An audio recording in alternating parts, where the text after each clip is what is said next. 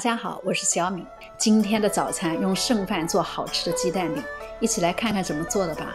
1碗剩饭，1小碗混合好的荷兰豆、玉米粒、胡萝卜丁，3个鸡蛋，半个圆葱，圆葱切丁放碗里。将剩饭和其他食材全部倒入大碗中，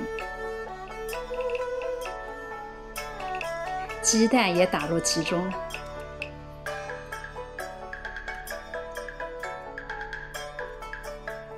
加入少许盐和鸡粉一起搅匀，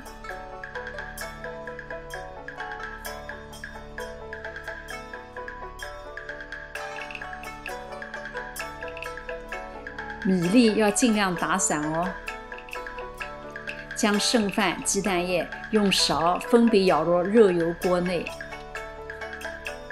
稍稍按一下，一个个饼坯子就做好了。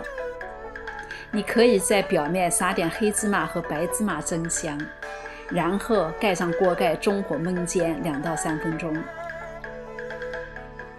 底部煎黄就可以翻面了。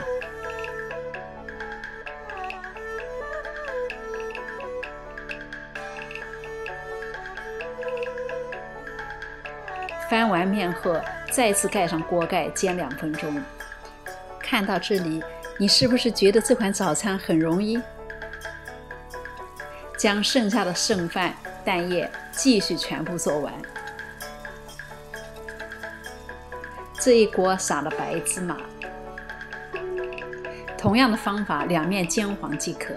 剩饭这么做太好吃了，你能吃到米饭锅巴的香味，里面的鸡蛋和蔬菜不但保留了它们自身的风味，而且还增加了咀嚼时的层次感。